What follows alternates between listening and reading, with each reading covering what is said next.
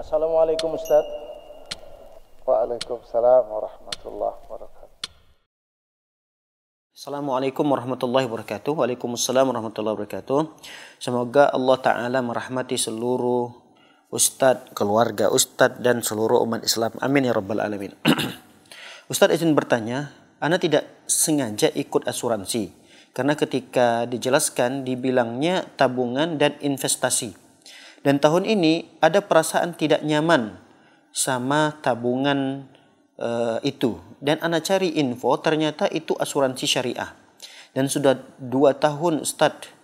Dan sudah masuk nominal uang 30 juta. Ana mau tutup asuransinya, tapi uang tersebut hanya kembali ke Ana sekitar 2 juta. Apakah sikap yang harus Ana lakukan Ustaz? Apakah tetap melanjutkan sampai selesai sesuai dengan perjanjian sekitar 6 tahun untuk 100% uangnya kembali ke Ana? Atau tidak diteruskan dengan risiko uang yang balik ke Ana hanya 2 juta? Baik. Allah alam bisawab. Allah Subhanahu wa taala berfirman, "Falakum ru'usu amwalikum. La tazlimuna wa la tuzlamun." Boleh seseorang itu mengambil pokok apa yang telah dia keluarkan. Jadi pokok dari yang dia telah keluarkan itu boleh untuk dia ambil di dalam transaksi ribawi yang sudah terlanjur. Dia melakukan transaksi ribawi sebelum dia mengenal, sebelum dia tahu ilmunya. Nah, itu sudah terlanjur akad itu. Dia wajib bertobat. Ya, wajib bertobat. Tapi, apakah konsekuensi bertobat itu juga dia harus jalankan saat itu? Tidak mesti. Konsekuensi bertobat itu kadang-kadang bisa kita lakukan di saat itu juga, tapi bisa juga kita tunda. Dalam hal yang seperti ini, boleh kita tunda konsekuensi taubat tersebut. Kenapa? Karena kalau kita bertobat lalu kemudian kita melakukan konsekuensinya, kita dirugikan dalam hal ini. Kata Allah Subhanahu wa taala tadi, la tazlimuna wa la tuzlamun.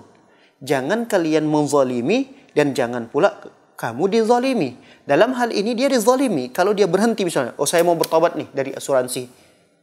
Tapi kalau dia bertobat di saat itu, dia menghentikan akad itu, perjanjian yang sudah disepakati, dia hentikan, maka dia akan dirugikan. Dia dizalimi. Dia sudah masuk uangnya 30 juta. Kalau dihentikan cuma balik kepada dirinya 2 juta. Ini berapa puluh persen lagi nih. Hampir 90% dia dirugikan. Maka kata para ulama, dia lanjutkan. Dia lanjutkan sampai berapa tahun perjanjiannya tadi? Sampai 5 tahun, sampai 6 tahun misalnya. Boleh dia mengambil hanya pokok premi yang pernah dia bayarkan selama 5 tahun atau 6 tahun itu. Anggaplah misalnya selama 6 tahun, premi yang dia keluarkan, iuran yang dia keluarkan sebesar 200 juta. Dia hitung, dia kalkulasi 200 juta. Ketika sampai masa di mana perjanjian itu tiba, dia ambil, dia tarik uangnya, dia mendapatkan 250 juta. Berarti ini kan kelebihan nih, 50 jutanya. La tazlimun, jangan Anda zalim. Jangan zalim.